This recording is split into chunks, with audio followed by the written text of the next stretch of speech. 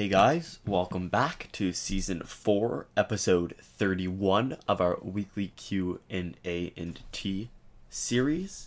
Getting straight into it, first question comes from Charlie Stoke, and they say, "Sorry for the sudden question. I'd like to give a quick introduction, but I have no time at the moment. This is an urgent question. Can you say, without a doubt, that there are an infinite amount of universes?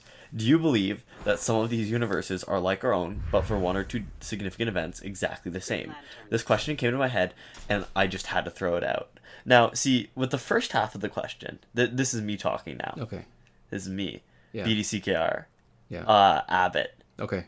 for iProphet and no one else. Yeah. When I said the first half of this question, what I'd imagine the second half of this question being, although it would not be a comment on one of our videos, is like, how do you get a tomato soup stain out of like a shirt before it sets? Yeah. Or, something like that. Something where there's a more obvious urgency to it. Yeah, and also something in which the inception of the question maybe provides some interesting background, right? Mm-hmm. If he wants to provide some background, I think somebody who has a tomato soup stain and thinks the best place to ask is a gaming channel, I think that I would care a lot about how they got to where they were. Mm-hmm.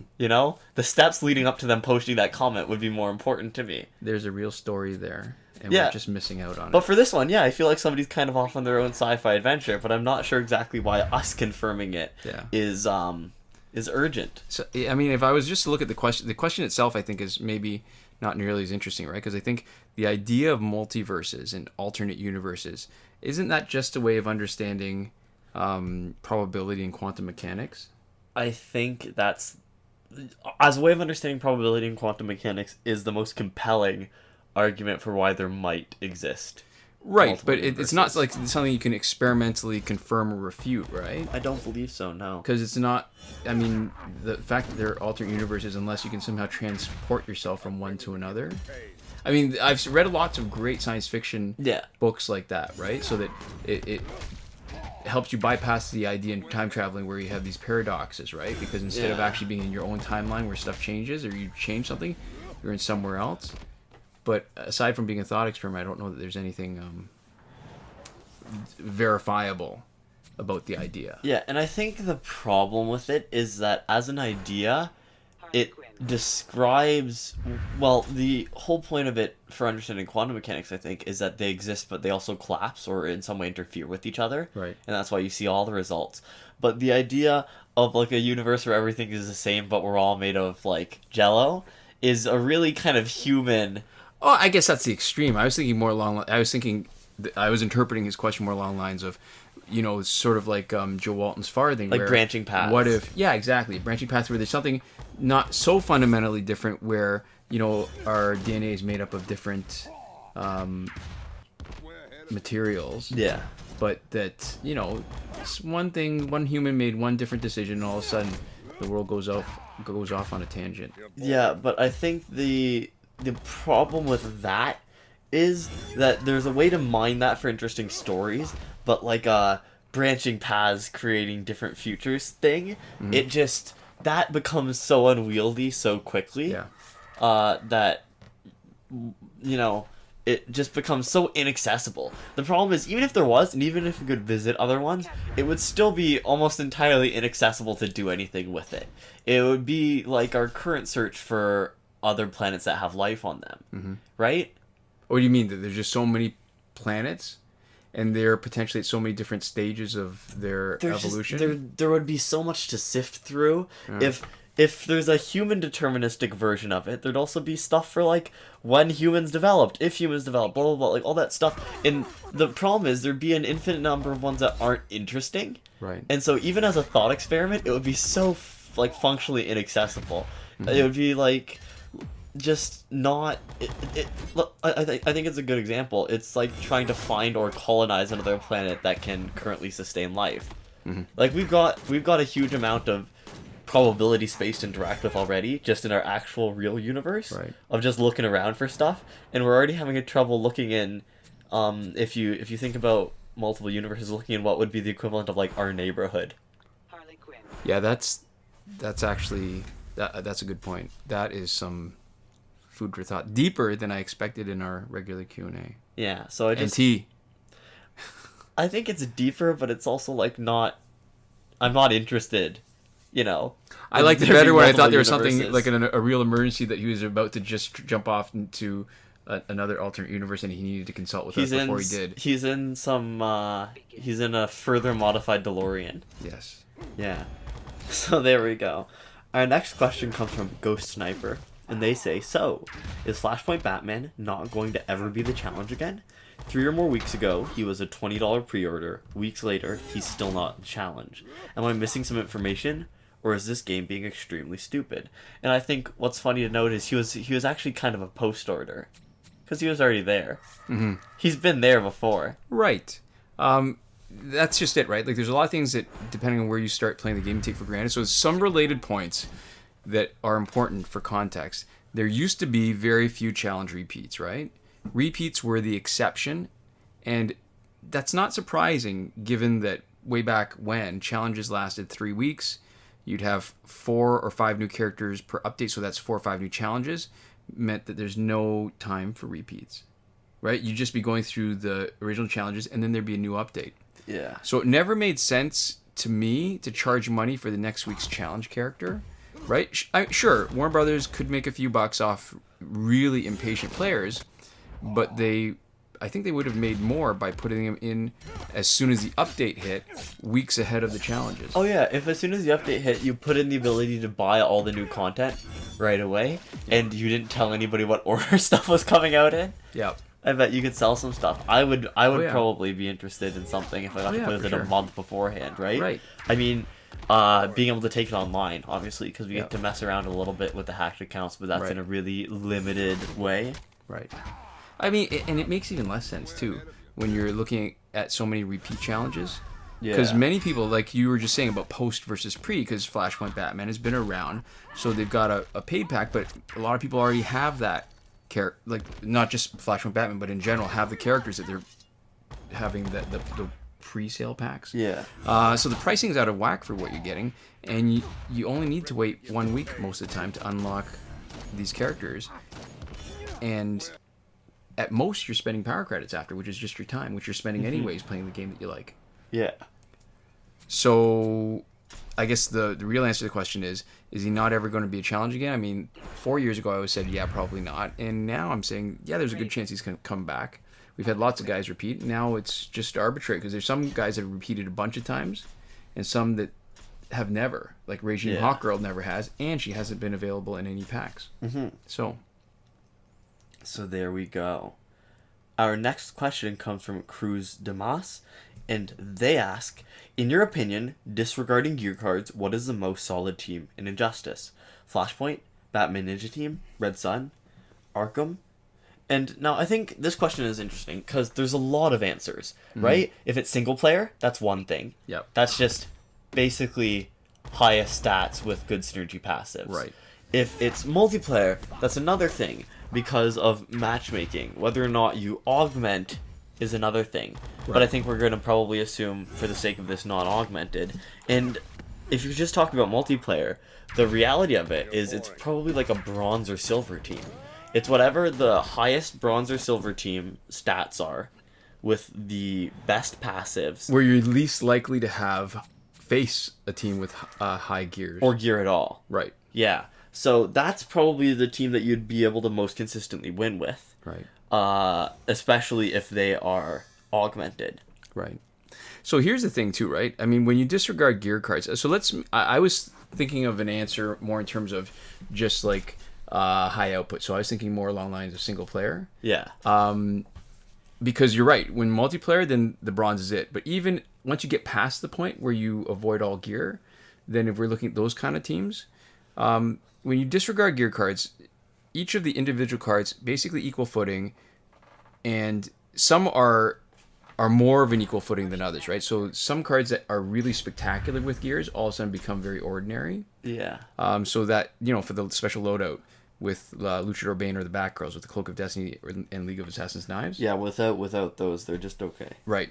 So if I'm going to look at those kind of team sets where you're looking at a specific theme, not theme, but whatever that category is, where you're saying Flashpoint, Batman Ninja, Red Sun, Arkham, best, I think, universe. That universe. Oh, that's that. All right, so that's good taxonomy for it. Yeah. So the best universe teams are probably Flashpoint and Red Sun, as long as you've got Green Lantern. Mm-hmm. So Flashpoint's easy because there's only 3 Flashpoint characters, and I think if you have no gear, they have to at least be augmented for crit chance. Yeah. Since if they're unaugmented, you're losing out on the most important passive out of everybody, which is Batman's destructive blows, which are no longer called destructive blows. Yeah. The extra damage, that is, it really shifts the balance of power, right, to your team. The Red Sun team, being able to avoid crit damage and stun, is normally only good on a defensive team. To me, like, I don't find that particularly useful because it doesn't help my offensive damage output. Yeah. But if you're removing all gears, every other team you're playing with except for Flashpoint, it's going to be struggling with damage output. So the defensive boost becomes more of an important advantage because you're spending more time in the fights anyways. Yeah. And taking less damage there, the value of that gets magnified. Yeah, and so that's assuming a situation where you're removing all gears and you're just looking at the objective best team in a kind of test environment. If you're talking about multiplayer in the position where you'd actually be having to face the teams, it's a lower stat character, and if it's a higher stat character, it still might be the Red Sun team, because removing that crit damage is removing potentially a huge source of damage for the enemy team. You know, one other thing occurs to me, because we're talking about it like we're assuming that the teams are maxed out, when in reality, maybe the best team is a team of golds with really good passives at Elite 0 or Elite 1. Maybe. Where you might face... Because the key really is you're trying to face other teams that have low gear. And low gear. Right. Yeah. So yeah, because that's the level where people might not have sunk that much money into gear yet. I'm thinking that either a Red Sun... And it has to have Green Lantern, right? Because even though there's 6 different Red Suns, it has to have Green Lantern. Otherwise, you're losing out on the main team passive. Yeah. Is that maybe a Flashpoint or a Red Sun Green Lantern team at E0 would even beat some of those bronzes. Yeah, so there's a lot of answers to your question. And how we answer your question, I think one of the ways is a little bit more interesting, which is the one that actually has gameplay ramifications, which is assuming that you're actually playing and assuming that you're playing an MP. Right. But we don't actually have the answer for that one, unfortunately. There we go. Our next question. It's a two-parter. Yeah. There's a question, kind of, and then there's just a comment, kind of. Yeah, and so both of them are kind of not questions. Yeah. And this comes from Bakuryu Uchiha. Bakuryu Uchiha? I don't know. Let us know how to pronounce your name if you hear this, please. And they say, normally I listen to your answers. They are very good answers, but this time I'm very disappointed, especially with AI answer. Did you guys just say that something is fair because you can beat it? So according to your answer, you say bullying is logical because people can fight back? What do you mean? I didn't expect that from you guys. LOL. I didn't know about the combo ender having a chance to trigger. I think it is logical that AI has some advantage, else it would be too easy to beat.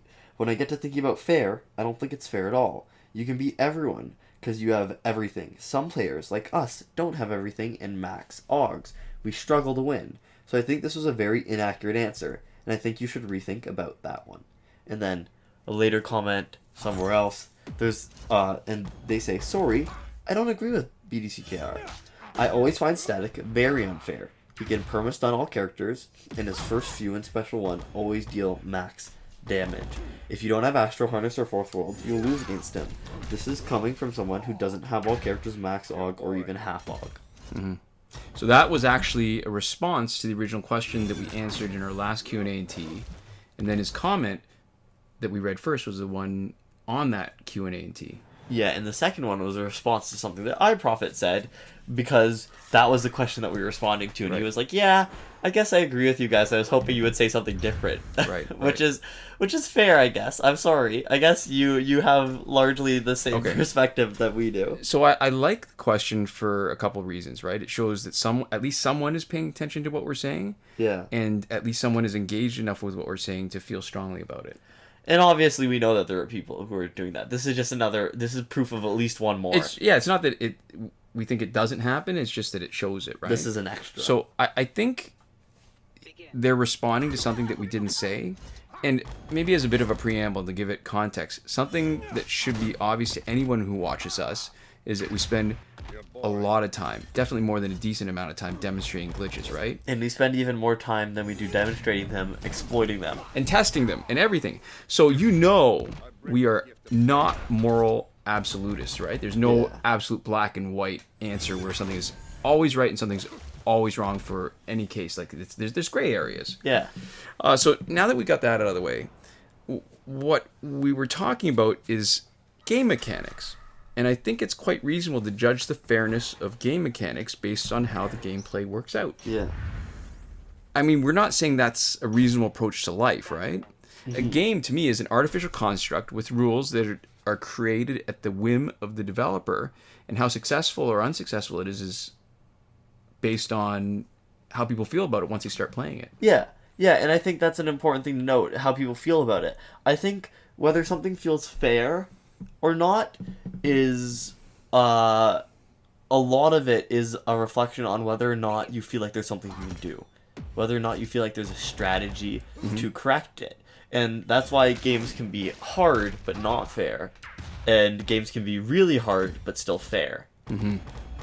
And that's the phrase "tough but fair" is something that's frequently applied to games, I think, such as like Dark Souls. I think pretty commonly. Because that's tough. That's tough, and I would consider it fair, and I think a lot of people do, mostly. So all right. So focusing on the word fair too, I think that's actually a good point. That we have to sort of define the terms that we're working with, right? So what's a fair outcome? Is it winning half the time? Is it winning more than half the time? Is it winning less? Like, what would actually be enough to be fair? I mean, I don't actually know what fair would be in Injustice. Yeah, the name of the game is Injustice, right?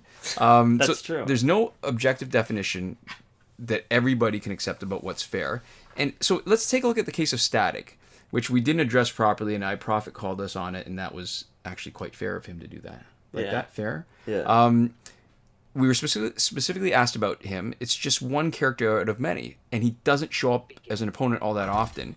And when he does, he can't stun lock more than one card at a time, right? Yeah. So once he knocks somebody out, whoever's tagging in is okay. He's not stun locked. Yeah. So you really need to screw up to let him knock out another one of your guys. So here's the thing. If you're facing too often, which we never do, then you may need to rethink the stat level of the team that you want to use for your multiplayer fights. Yeah. And that means we've got options. Like, we actually have control over that. Oh, you know what? One thing I should point out, the video where we finished Survivor, we used Reverse Flash. And we basically use stun lock on every one of the guys towards the last few fights. Yeah. Is that fair? Because there's nobody in the AI on the side other end that will do to us the same thing. Yeah. Right? And I think that's an important question too. I think it can feel frustrating. I think frustrating can feel unfair. Mm-hmm. Right? Because when something happens and you just kind of have to sit and wait for it to happen, right? That might feel unfair. When you feel like you can't do anything about it. Yeah. And so that sucks. And I get why that would feel unfair. And I think to some extent it's not fun. And that's maybe more important. It's not fun and it's frustrating. Which is, I think, reason enough for the developers to take it out. But I don't know if by itself it's unfair. Right. So the second point, or not the second point, but one of the secondary points he was making was that, it's different for us because we have a lot of stuff. Yeah. And it's easier for us. We're speaking from a place of privilege. Right. But see, here's the thing. This game totally rewards grinding, right? It's a collecting and a fighting game. It's just not just one or the other. Yeah. So it makes a lot of sense that the people who collect most of the resources have an advantage in the fights. Yeah, and this is a case, actually, where it is earned privilege. Actually, right? I think a lot of privilege is inherent. Yeah. We use glitches. People could filter methods. That's the whole point of a challenge. I mean, we made that distinction really early on, and it's probably long enough that only people who watch us from the beginning sort of are aware of this. Glitches versus hacks. Right. So we are big on glitches. Hacks feel like something where you're trying to break the game open and do stuff that was not intended. And maybe the glitches weren't intended either, but they're there. They're baked in. The developers inadvertently put them there, but we're not taking advantage of anything that anybody else can't do as easily as us. And in fact, we're teaching people how to do it. Yeah. Glitches are exploiting the system, and hacks are bringing in an entirely separate system to modify the first It's like trying to break it. It's a difference between exploiting the system and breaking the system. To me, that's what it feels like. Yeah. So I think at the end of the day, I can see why other people consider it unfair. I totally see his point, but I don't agree with it. I think frustrating might be the word that I would apply to it. Frustrating, not fun, maybe a little bit unbalanced, even. Mm-hmm. Just the fact that he can do that thing, the fact that that's a set of actions that he can take, is not a balanced set of actions for the gameplay.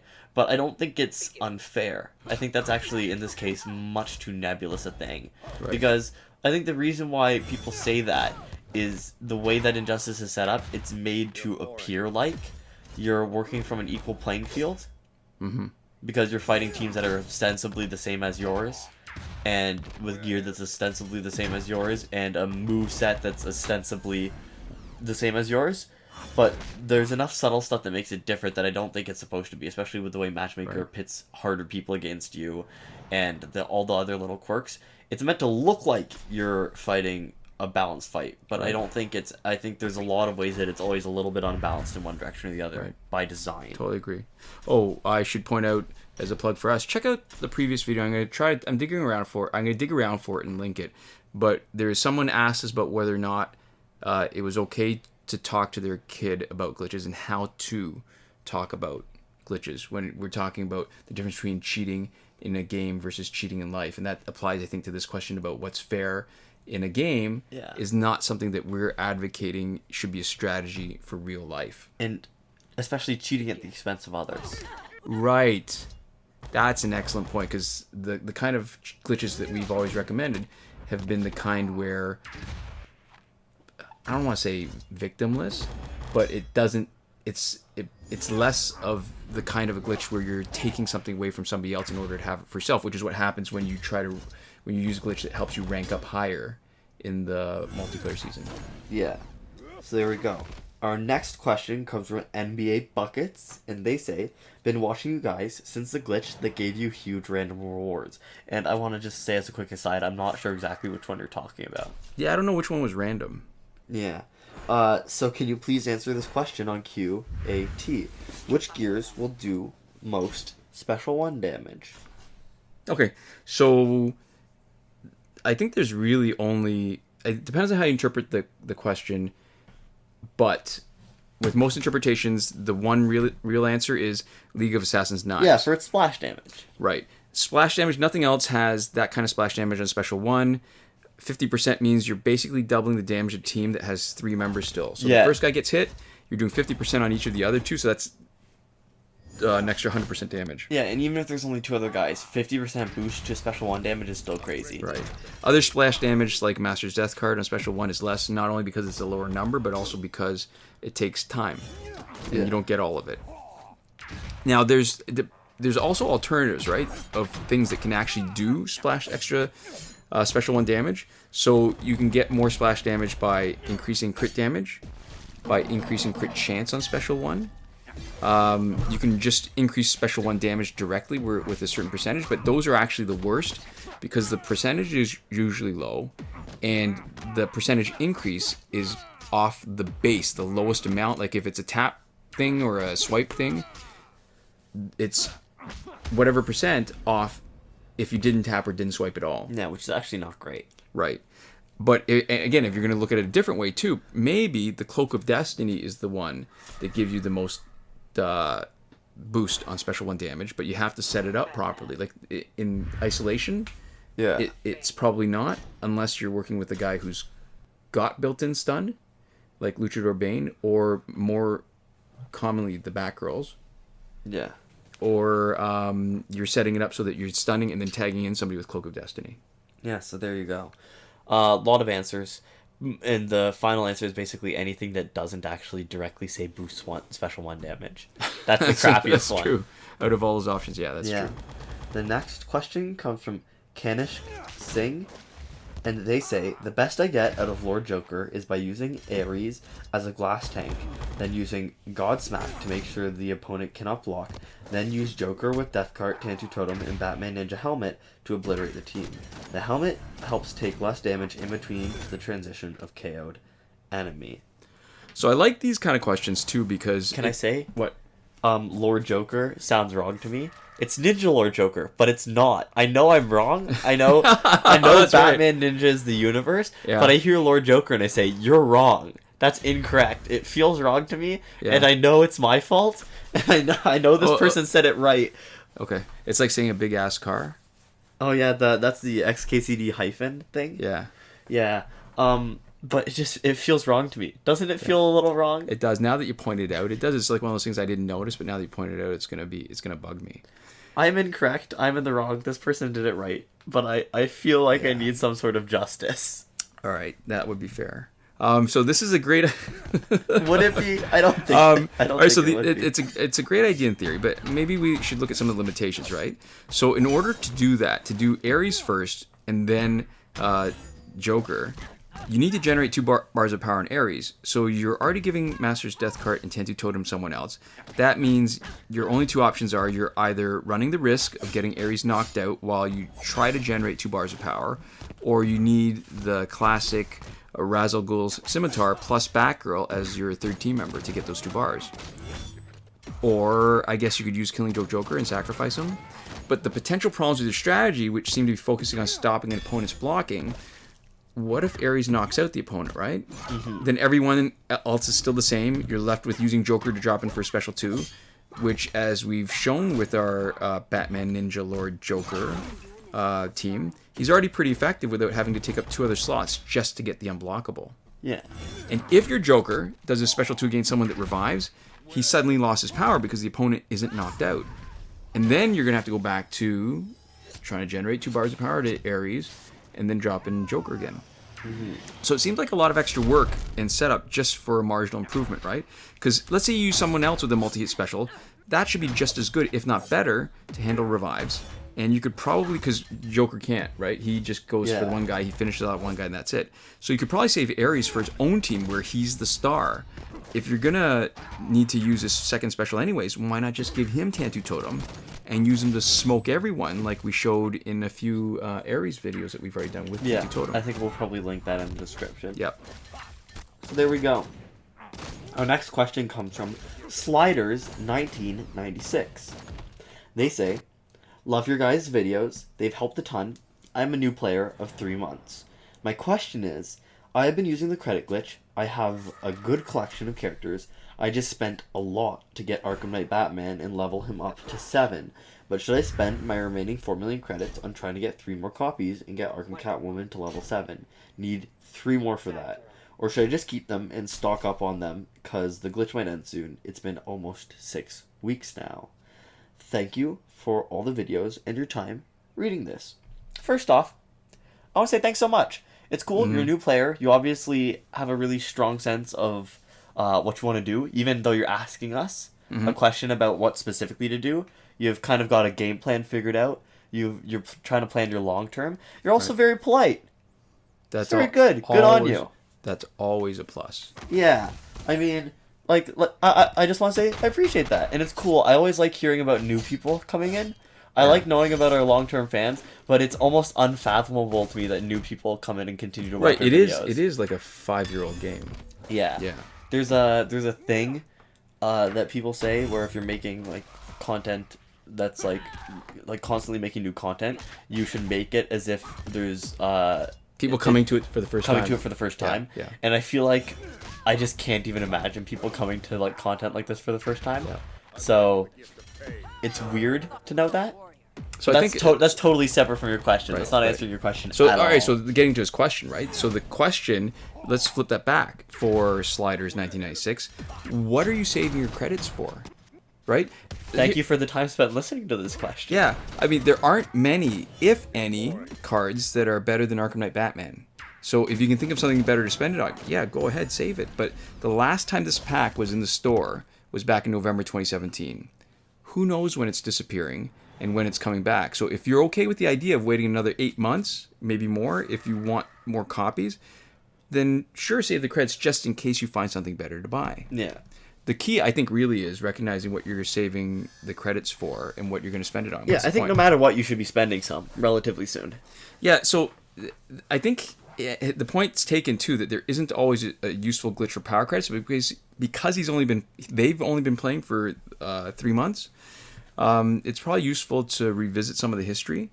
And what I did was I actually looked through all our videos to see the big sort of, not the minor glitches, but the big glitches where you can get power credits. And you can tell easily from based on our channel's history just by sorting by most viewed. Yeah, I mean, some of them didn't. Our channel wasn't big enough at the time to be to maybe get the views that it did, but yeah, I think that's pretty much it. So if we go back in August 2014, the original multiplayer online reward glitch was you could just get the season rewards over and over, unlimited. Yeah.